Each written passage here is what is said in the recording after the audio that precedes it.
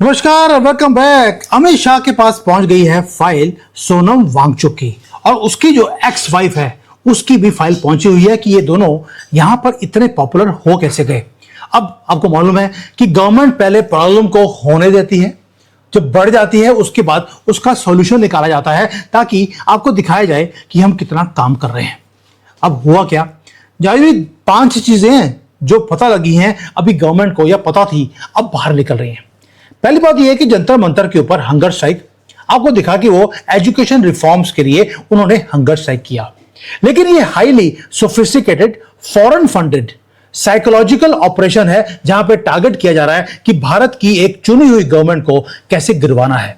सोनम वांगचुक तो एक सिर्फ मोहरा है, फ्रंट मैन है जिसको यूज किया गया। ये बिना पैसे के ये ना तो खाना खाते हैं और ना ही अनशन करते हैं। दोस्तों, अब नैरेटिव को भूल जाइए कि एक पैट्रियोटिक है आदमी है जो कि अपने आप को भूख हड़ताल के ऊपर वो बैठा हुआ है। अगर आप आर्किटेक्चर देखें पूरी की पूरी डिसेप्शन का, तो आपको पता लगेगा कि कितना ज्यादा कोऑर्डिनेटेड वे से फॉरेन से इनको फंडिंग मिल रही है और कैसे इनको एक एजेंडा दिया गया है इसके अंदर काम करने के लिए। हम विटनेस कर रहे हैं एक सिंक्रोनाइज्ड पॉलिटिकल थिएटर जो डिजाइन किया गया है सिर्फ एक चीज के लिए कि किसी तरीके से भारत के अंदर क्राइसिस को मैन्युफैक्चर किया जाए, मोबिलाइज किया जाए सारे के सारे जो एंटी नेशनल एलिमेंट्स हैं। और आपको दिखता भी है जो ये कांग्रेस कॉकरोच जनता पार्टी का जो प्रोटेस्ट है जंतर मंतर के ऊपर, आपको कोई नेशनलिस्ट आदमी वहां पर नहीं दिखता। सारे एंटी नेशनल्स इकट्ठे हो रहे हैं और ये बिना पैसे लिए एक सारे एंटी नेशनल्स इकट्ठे नहीं होते। और एग्जीक्यूट किया जा रहा है एक सिंपल प्लेबुक जो कि ग्लोबल लिब्रांडो का है, जो जिसको बोलते हैं ग्लोबल लेफ्ट का, कि रिजीम चेंज को किस तरह से किया जाए। ये प्लेबुक है इनका। यही चीज आपने बाकी कंट्रियों में देखी, वही चीज आज भारत में करने की कोशिश की जा रही है। अब देखिए, एक आदमी है जिसको हीरो बना दिया गया, वो है सोनम वांगचुक। लेकिन अंडरस्टैंड करने के लिए कि आज वो जो काम कर रहा है उसके लिए आपको थोड़ा सा इसके पीछे जाना पड़ेगा। इसलिए इसकी जो लाल रंग की फाइल है वो खोल दी गई है। स्पेसिफिकली कि जो ओरिजिनल स्टोरी है सोनम वांगचुक की, ये ब्रांड बनाया किसने, 3 लेवल पे काम हुआ। वांगचुक जो है बिल्कुल जिसको बोलते हैं कि कोई भी इसकी जो राइस है वो ऑर्गेनिक वे से राइस नहीं किया दोस्तों, इंजीनियर किया गया एक एक चीज से। कैटलाइस्ट था इसकी पहली वाइफ जिसका नाम था रिबेका नॉर्मन। अब नॉर्मन जो है वो कोई सिंपल टूरिस्ट नहीं थी कि लद्दाख में आई, वहां पे कुछ नहीं, उसने गांजा लिया और उसने सोनम वांगचुक से प्यार हो गया। ऐसा कुछ भी नहीं है। वो पढ़ी कहां पे है, वो पढ़ी थी school of international training USA में। अब ये एसआईटी जो स्कूल ऑफ इंटरनेशनल ट्रेनिंग है ये बनाया है 1964 में। कब? जब कोल्ड वॉर बिल्कुल चरम सीमा के ऊपर था और उस लेडी ने वहां पर कन्वेंशनल स्पाई बनने की ट्रेनिंग ली है। कैसे? उसने ट्रेनिंग लिया कि किस तरह से तुम्हें दूसरे कंट्री के अंदर इन्फिल्ट्रेट करना है। मिशन था कि फॉरेन सोसाइटी में जाकर वहां की कल्चर को अडॉप्ट करना, वहां पे किसी ना किसी हमारे एजेंट से शादी करनी, और स्लोली जो अमेरिका का सॉफ्ट पावर का एजेंडा है, डॉक्ट्राइन है, उसे कंट्री के अंदर फैलाना है। आप देखिए, जब से सोनम वांगचुक ये आया उसके बाद ये जो नॉर्मन है उसने शादी करी। शादी करने के बाद जो इंटरनेशनल अवार्ड्स हैं वो आने शुरू हो गए। भाई, इस बंदे की अचीवमेंट क्या है? कुछ भी नहीं। रोलेक्स अवार्ड इसको दे दिया गया, रामन जो ये मार्क्सेसे अवार्ड है वो मिल गया। एक मैसिव पीआर का मशीन ने काम करना शुरू कर दिया, यहां तक कि बॉलीवुड के अंदर जो ब्लॉकबस्टर मूवी बनाई गई जहां पर इसे लार्जर देन लाइफ एक सेवियर दिखाकर इसकी एक नैरेटिव को क्रिएट किया गया। यह आदमी बिल्कुल जीरो है। कभी चाइना से पैसे लेता है तो वहां पर जो चाइना के बॉर्डर के ऊपर हम रोड्स बना रहे हैं, इंफ्रास्ट्रक्चर बना रहे हैं, तो ये कहता है हमें नहीं चाहिए। अगर हमने वहां पर टूरिज्म को बढ़ाने की कोशिश करी तो बोलता नहीं, हमें तो 370 वापस चाहिए। बल्कि कोई भी काम अगर देश के फेवर का होगा तो ये आदमी खड़ा होता है, क्योंकि पैसे मिलते हैं कभी सीआईए से और कभी चाइना से। अब ये तो कंफर्म्ड है कि इसकी जो एक्स वाइफ थी उसने इसको क्रिएट किया क्योंकि वो एजेंट थी अमेरिका की, और चाइना ओपनली इसको पैसे देता है। दोस्तों, आपने कभी भी इसको गवर्नमेंट के साथ खड़े हुए नहीं देखा होगा, लेकिन पाकिस्तान में जाकर पाकिस्तान की बढ़ाइयां करते हुए आपने इसको देखा होगा, क्योंकि उसके लिए आपको फॉलो द मनी करना पड़ेगा।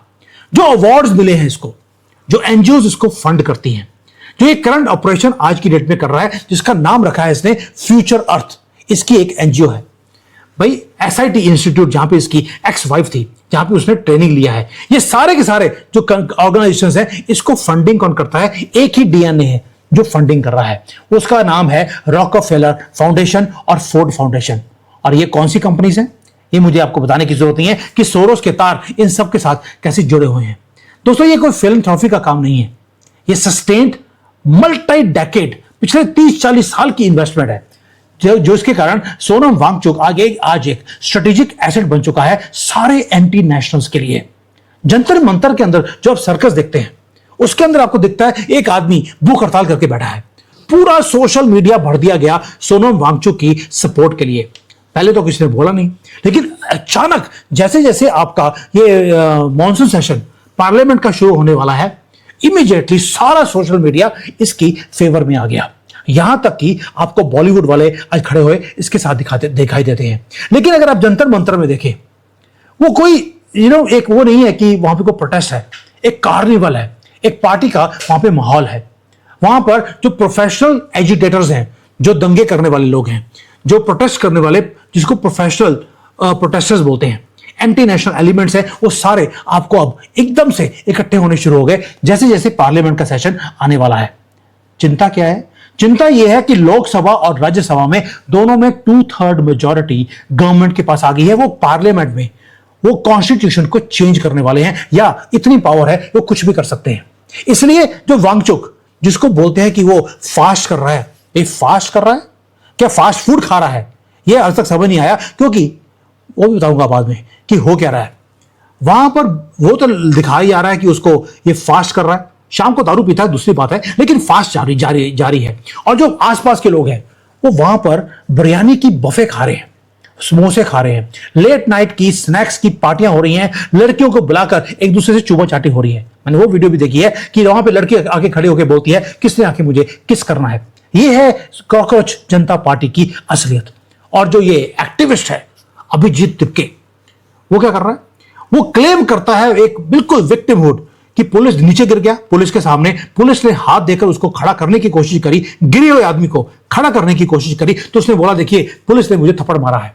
ये तो शुक्र कीजिए वहां पे कैमरा थे, लोगों ने कैमरे में जो उसकी जो ये जिसको एक्टिंग बोलते हैं, घटिया एक्टिंग, स्ट्रीट वुड, बॉलीवुड तो बहुत घटिया एक्टिंग वाले हैं, ये तो स्ट्रीट वुड है, वो पकड़ा गया। उसके बाद उसने एजेंडे को आगे नहीं लेके गया, लेकिन उसका जो रियल एजेंडा है वो हिडन नहीं रहा दोस्तों। वो अब फ्रंट डोर के थ्रू हमें पता लगता है कि सोनम वांगचुक सिर्फ एक मोहरा है। एंटी नेशनल अलायंस खड़ा हो चुका है और हम देख रहे हैं एक कन्वर्जेंस ऑफ फोर्सेस। कौन से? टुकड़े टुकड़े गैंग वाले वहां पहुंच गए, अब वहां पे आके वो बोल रहे हैं इंकलाब के, रेवोल्यूशन के, वो बातें बोलने शुरू कर दी, नारे लगाने शुरू कर दिए। और उन्होंने पैरेलल बना दिया कि जिस तरह से श्रीलंका में, बांग्लादेश में एक ऑपरेशन हुआ था, यंगस्टर्स ने वहां पे गवर्नमेंट को गिरवाया, भारत में भी मोदी जी की गवर्नमेंट को गिरवाकर किसको बनाएंगे? ये अभिजीत तिपके को, ये प्रधानमंत्री बनाने की बात कर रहे हैं, या राहुल गंदगी को, किसको बनाएंगे? और जो कश्मीर के सेपरेटिस्ट हैं उन्होंने क्या बोलना शुरू कर दिया? अरुंधति रॉय वहां पर आई, मैंने एक पोस्ट डाला था अरुंधति रॉय के ऊपर, यूट्यूब की तरफ से मुझे नोटिस आ गया कि आप क्वीन ऑफ लिब्रांडो के ऊपर कुछ नहीं बोल सकते, मेरे अकाउंट के ऊपर स्ट्राइक लगा दिया है। आप देखिए रिसेंटली वीडियोस चलती ही नहीं है क्योंकि अरुंधति राय के ऊपर हमने कुछ बोल दिया। वहां पर आके क्या बोलती है वो बोलती है कि कश्मीर कभी भी भारत का पार्ट नहीं था। कहां पर? प्रोटेस्ट साइट के अंदर आकर। अगर वो आई है वहां पर लिब्रांडो की सरबराह, तो कम्युनिस्ट जो हैं वो भी पहुंच गए वहां पर। सुहासिनी अली वहां पे पहुंचे और देखा आपने क्या बोला, उसने वहां पे एक तरह से मीडिया की मैनिपुलेशन की स्ट्रेटजी के ऊपर उसने बात करी कि कैसे हमने मीडिया को मैनिपुलेट करना है, कैसे अपना एजेंडा आगे लेके जाना है, कैसे हिंदू ऑर्गेनाइजेशंस जैसे आरएसएस है उसको पोर्ट्रे करना है कि ये तो वायलेंस करने वाली ऑर्गेनाइजेशन है, और कैसे नेहरू की गंदी पॉलिसी सेकुलरिज्म वाली उसको आगे बढ़ाना है। दोस्तों, ये जो सारा कुछ सारा वहां पे हो रहा है, वहां पे कभी हिंदुओं को अटैक किया जा रहा है, कभी हिंदू भगवानों को अटैक किया जा रहा है, ये कॉकरोच पार्टी नहीं है, ये वाकई में ही कॉकरोच है। वही इन्फिल्ट्रेटर्स बाहर से पैसा लेकर जो भारत के खिलाफ काम करते हैं। पूरा प्रोटेस्ट साइट फ्लड किया गया है एक बिजार आइडियोलॉजिकल डिस्टॉर्शन, जहां पर लूला, वही मुसलमानों का लूला जिसको फॉलो करते हैं, उसको बढ़ा चढ़ा कर दिखाया जा रहा है सनातन से भी ऊपर। वो जो जिहाद करवाता है, जहां पे हर मस्जिद में आपको बॉम्ब की फैक्ट्री मिलती है, उसको बढ़ावा दिया जा रहा है, और हिंदू भगवानों को बोला जाता है कि भाई ये तो बेकार है, इनको फॉलो करने की जरूरत नहीं है। एक पॉलिटिकल कोऑर्डिनेशन है, एक इंजीनियर्ड क्योस है जो दिखता है हमें सामने, और इसलिए फाइलें खुल रही हैं एक एक कर। दोस्तों, जो कोऑर्डिनेटेड पॉलिटिकल स्ट्राइक है वो गवर्नमेंट के अगेंस्ट नहीं है, सिर्फ वो है कि किस तरह से गवर्नमेंट को गिरवाना है और हमेशा के लिए सत्ता को अपने हाथ में लेके आना है। Reason being timing is important, और जियो पॉलिटिक्स में हर चीज टाइमिंग से चलती है। जुलाई 20 पार्लियामेंट मार्च इन्होंने शुरू कर दिया। क्यों? क्योंकि सिंबलाइज करता है स्टार्ट ऑफ मॉनसून सेशन। गोल है मैक्सिमम डिसरप्शन, वहां पे दंगे किए जाएंगे, गोलियां चलवाई जाएंगी, खुद ही चलाएंगे, और पूरे इंटरनेशनल मीडिया में आपको आर्टिकल छपते हुए दिखाई देंगे कि मोदी जी फैसिस्ट हैं। जो पॉलिटिकल एक्टर्स हैं, इसलिए उन्होंने अपना पार्ट प्ले करना शुरू कर दिया। शुरू करते हैं 3 छक्कों से। पहला छक्का, अन्ना हजारे। अन्ना हजारे सडनली री इमर्ज करते हैं, सपोर्ट करते हुए दिखाई देते हैं आपको वांगचुक का। Calculative move to legitimise a failed project. Attempt किया जा रहा है कि जैसे 2011 में कांग्रेस गवर्नमेंट को एंटी करप्शन मूवमेंट के अंदर हिला के रख दिया था, वैसे ही मोदी जी की गवर्नमेंट को हिलाना है। दूसरा छक्का, अरविंद केजरीवाल। केजरीवाल वहां पे मास्टरमाइंड, वो मैन्युफैक्चर करने वाला, जो प्रोटेस्ट को मैन्युफैक्चर करता है। किसान आंदोलन इसी ने कराया। आप देखिए पूरे भारत में किसान आंदोलन किसी को टच नहीं किया एक्सेप्ट दिल्ली के अंदर या पंजाब के अंदर, जहां पे इनकी गवर्नमेंट थी, या शाहीन बाग, वो भी दिल्ली में, बिरयानियां केजरीवाल ने खुद वहां पे बंटवाई हैं। ये आदमी जो मास्टर है, स्ट्रेटेजिक आर्किटेक्ट दंगे करवाने के लिए, वो वहां पे पहुंचता है। प्लान क्या था? प्लान ये था कि वांगचुक जो अपना वो है, अपना जो ये फास्ट कर रहा है, इसको ब्रेक करवाया जाएगा जब केजरीवाल उसको आकर मिलेगा, और वहां पे दिखाया जाएगा कि केजरीवाल ने देखिए वांगचुक की जान बचा ली। लेकिन न्यू दिल्ली की गवर्नमेंट ने या पुलिस ने, उनको मालूम था कि क्या होने वाला है। उन्होंने पूरी स्क्रिप्ट को पहले ही डिसमेंटल कर दिया और वांगचुक को बिल्कुल ऐसे जैसे चारों टांगों से, 2 टांगे होती हैं इंसानों की, इसकी 4 टांगों से पकड़कर इसको सफदरजंग हॉस्पिटल में फेंक दिया। पूरा प्लान इनका चौपट कर दिया। और तीसरा छक्का, राहुल गांधी। राहुल गांधी जो अभी अभी 18-20 दिन की एक्सटेंडेड यात्रा या अननोन यात्रा, कहां के किसको मिलकर आया होगा ये आपको समझाने की जरूरत नहीं है। वो वापस आता है और आकर वो पूरे नैरेटिव को हाईजैक करने की वो कोशिश करता है। जाता है वही यूथ को बुलाने के लिए कि देखिए मोदी गवर्नमेंट जो है किस तरह से झूठ और वायलेंस का सहारा लेती है। वो विश कर रहा था कि किसी तरीके से ये जो पूरा का पूरा डिविडेंड है, पॉलिटिकल डिविडेंड क्योस का, उसको वो यूज कर सके। इन तीनों लोगों ने अब कॉकरोच जनता पार्टी को, पहले तो किसी ने सपोर्ट नहीं किया, अब जैसे जैसे पार्लियामेंट सेशन पास में आ रहा है, इन्होंने सपोर्ट करना शुरू कर दिया। दोस्तों जो ऑब्जेक्टिव क्या था? ऑब्जेक्टिव था कि जो नीट के एग्जाम का लीक हुआ है उसको ठीक करना है। गवर्नमेंट ने ऑलरेडी ठीक करवाने के बाद आर्मी को बीच में लेकर आए, उन्होंने एग्जाम करवा भी दिया। रिजल्ट आने वाला है या आ चुका होगा, लेकिन जो रियल टारगेट है, वो तो मैंडेट जो है वो तो डिफरेंट हो गया। अभी लोगों की आवाज सुनने की बजाय ये टुकड़े टुकड़े गैंग, ये छक्के सारे जो बाहर से पैसे लेते हैं, ये तीन छक्कों का नाम लिया मैंने, ये सब बीच में आ गए। और वहां पे आपको दिखाई क्या देता है? They are not now willing to defeat the government, या एक मंत्री को रिमूव करने की बातें नहीं हो रही। इनको मालूम है ये नरेंद्र मोदी को ये बैलेट बॉक्स में नहीं हरा सकते। इन्होंने फार्मर्स प्रोटेस्ट में देख लिया, शाहीन बाग में देख लिया, ये हर जगह पर ये फेल हुए। अब ये अटेम्प्ट कर रहे हैं एक कॉकरोच रेवोल्यूशन को। ये कॉकरोच जो गटर में पैदा होते हैं, इनको यूज किया जा रहा है। Youth of this country is not cockroach. ये जो लोग जिनका नाम मैंने अब तक लिया है, ये सारे कॉकरोच, ये गटरों में पैदा होते हैं जो कोशिश कर रहे हैं कि कंट्री को डिसेंट्रलाइज या डिस्टेबलाइज किया जाए। क्यों? क्योंकि फॉरेन से फंडिंग आ रही है।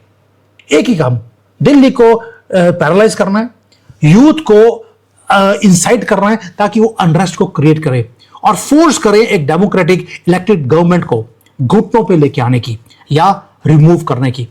दोस्तों अभी भी जो मेडिकल रिपोर्ट्स आई सोनम वांगचुक की, वो बताती है कि उसके सारे वाइटल्स वो बिल्कुल स्टेबल है। वैसे तो वो लेटर रहता है, लेकिन जैसे ही वहां पे दिखाते हैं कि डॉक्टर्स आ रहे हैं उसका वेट करने के लिए, और वेट मशीन के ऊपर खड़ा किया, वो नीचे गिर गया। वेट मशीन पे ऊपर वो खड़े होकर अपना वेट नहीं करवा रहा। शाम को दारू जो पीनी होती है उससे वेट कम कैसे होगा? और 20 दिन के बाद उसके जो सारे वाइटल्स है, बीपी है, ब्लड, ये जो हार्ट बीट है, सब कुछ नॉर्मल है। इतनी दारू पीने के बाद हार्ट बीट स्लो नहीं, तेज होती है। दोस्तों ये आदमी हैबिचुअल फास्टर है। 21 दिन के बाद, पहले भी इसने 2-3 बार इसने प्रोटेस्ट किया यही वो कर, और उसके बाद 21 दिन के बाद अपने आप ही बंद करके घर चला गया खाना खाने के लिए। ये हाई स्टेक्स की परफॉर्मेंस करने के लिए ये हैबिचुअल ये आदमी है। ये हंगर स्ट्राइक नहीं है, ना ही ये कोई प्रोटेस्ट है। ये है एक चीज, एक्टिविज्म, सिर्फ इसलिए कि किसी तरीके से यहां पे दंगे हो जाएं। बांग्लादेश में, नेपाल में इन्होंने ऑलरेडी जो है ना, कहते हैं दांत जो है उस पर खून लग चुका है, इनको लगता है भारत में ही काम हो जाएगा। दोस्तों अभी भी मैं बोल रहा हूं, गवर्नमेंट बहुत अभी तक तो सॉफ्ट ही चल रही थी, लेकिन मुझे लगता है कि अब जाके आगे जाकर थोड़ी सी सख्ती गवर्नमेंट को करनी पड़ेगी, और ये करेंगी भी, क्योंकि ये वेकअप कॉल है। पहले भी इन्होंने शाहीन बाग में 1 साल तक उनको वहां पे दंडनाने दिया, फार्मर्स प्रोटेस्ट है उसको भी करने दिया, बाद में डंडे ही मारे और डंडे मारकर ही भगाना पड़ा। इनका भी यही हाल होगा, लेकिन गवर्नमेंट अभी तो बड़े सॉफ्ट है कि अभी डंडे मारेंगे तो ये बिल्कुल शहीद बन जाएंगे, ये बन जाएंगे भगत सिंह के चेले एकदम से। वही बिरयानी खाने वाले भगत सिंह मैंने पहली बार देखे हैं, लेकिन गवर्नमेंट इसलिए थोड़ा सॉफ्ट चल रही है। लेकिन अब वो टाइम आ गया, सोनम को उठा के ले गए। लेकिन मैं एक चीज और देख रहा हूं कि जैसे जैसे ये दिन बढ़ते जा रहे हैं, इनका जो प्रोटेस्ट था पहले कम हो रहा था, अब एकदम से पार्लियामेंट सेशन के बाद अब ट्रेनें भर के आ रही हैं इनकी सपोर्ट के लिए। कहां से आ रही है? वेस्ट बंगाल से, केरला से। आपको दिखती है कि जहां पर कांग्रेस की गवर्नमेंट है, जैसे कर्नाटका है, वहां से ट्रेनें भरकर अब लड़कियों को दिखाया जा रहा है टीवी के ऊपर कि देखिए मैं तो ऑर्डिनरी टिकट लेकर मैं यहां पर प्रोटेस्ट में शामिल होने आई हूं, और रो रो के दिखा रही है कि मुझे कितना दुख है। अब गवर्नमेंट को बोलना शुरू कर दिया कि ये बच्चों का फ्यूचर आपने खराब कर दिया, सब बच्चों को 1-1 करोड़ रुपए दे दीजिए जिनकी जान गई है। अभी कोई नेचुरल डेथ में भी मर गया तो उसको भी ये बोल रहे हैं इसको 1-1 करोड़ दे दीजिए। यानी कि ये सिर्फ पैसा लेकर और पैसे देने की बातें कर रहे हैं, इसका प्रोटेस्ट से कोई लेना देना नहीं है। इसलिए गवर्नमेंट ने आखिर में जाकर अपनी जो रेड फाइल है वो खोल के बैठे हैं। अब देखते हैं आगे आगे होगा क्या। अल्टीमेटली डंडे ही पड़ने हैं, इनके पिछवाड़े पे 2 डंडे पड़ेंगे। शाहीन बाहर बदले या देखिए आप, उसके बाद दिखाई नहीं दिया आपको। फार्मर्स प्रोटेस्ट है, कहां गया? पगड़ियां लाल कर दी उनकी, आग लगा लगाकर। वही काम अब इनके साथ करना पड़ेगा, और कोई चारा बचा नहीं है गवर्नमेंट के पास। थैंक यू, जय हिंद।